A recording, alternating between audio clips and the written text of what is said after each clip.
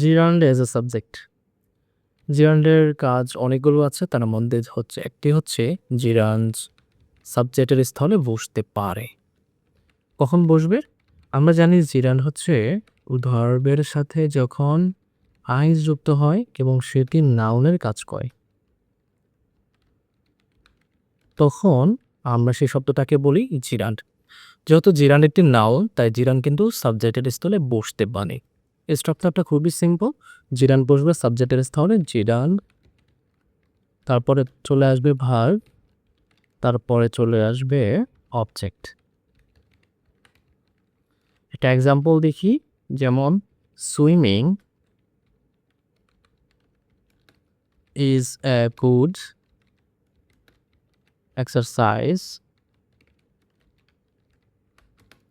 আচ্ছা, এখানে আমরা জানি সুইমটা হচ্ছে একটি ভার্ব, তার সাথে আইন যুক্ত হয়ে এটি একটি জিরান্ড তৈরি করেছে, যার অর্থ হচ্ছে সাঁতার কাটা, এবং এটি একটি নাউন, কারণ এটি একটি কাজের নাম, এবং তারপরে আসছে ভার্ব এবং এর শেষে আসছে এ গুড এক্সারসাইজ, এটি নাউন ফ্রেজ। নাউন ফ্রেজ হচ্ছে একটি অবজেক্ট।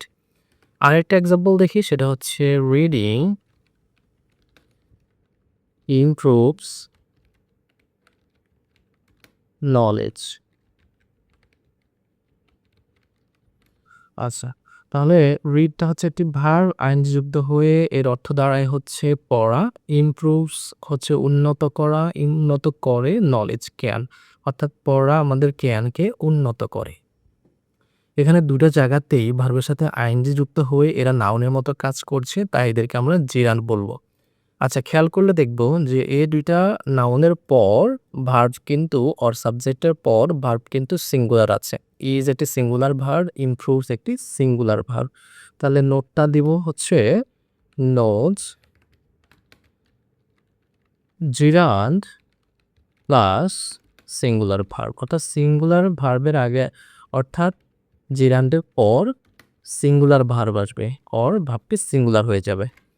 আচ্ছা, এখানে একটা কনফিউশন আছে, সেটা হচ্ছে রিডিং বুকস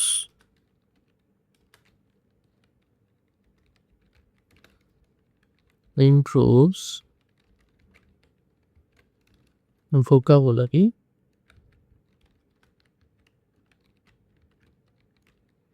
আচ্ছা, রিডিং বুকস ইমপ্রুভস ভোকাবুলারি। আমরা অনেকে ভুল করি। বুকস তো হচ্ছে একটি প্লুরাল নাউন এখানে। সো আমরা মনে করি যে এখানে ভার্বটাও কিন্তু প্লুরাল হবে না। আসলে রিডিং বুকস এর অর্থ দাঁড়ায় হচ্ছে বই পড়া। যেটি একটি কাজের নাম, এবং এটি একটি সিঙ্গুলার নাউন। ওকে? ২ টা মিলে একটি অর্থ দাঁড়ায়, সেটা হচ্ছে বই পড়া। তাই এখানে ভার্বটি হবে কিন্তু সিঙ্গুলার।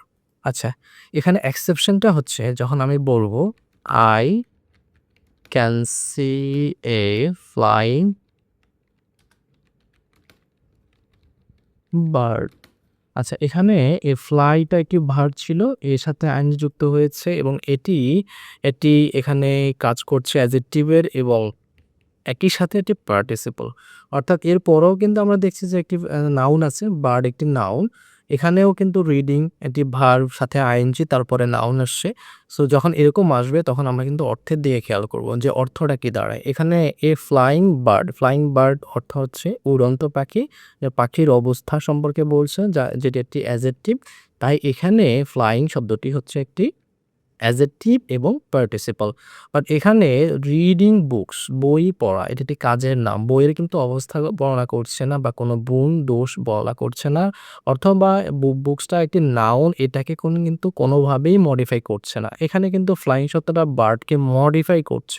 বার্ড সম্পর্কে একটি বাড়তি অর্থ দিচ্ছে যে পাখিটি উড়ন্ত। এখানে বইটি পড়ন্ত এরকম কিন্তু আমরা বলি না। বইটি পড়া হচ্ছে, বা বইটি পড়া। ওকে? বই পড়া। তো এরকম আসলে আমরা অর্থের দিকে খেয়াল করব, এবং আমরা মুখস্থ বা অন্ধভাবে বলে দিব না যে এটি আ পার্টিসিপল এখানে, এবং এটি জিরান্ড। ওকে? সো এই হচ্ছে জিরান্ডের একদম বেসিক আলোচনা। আজকে আমরা দেখলাম যে জিরান্ড কিভাবে বাক্যে সাবজেক্টের কাজ করে।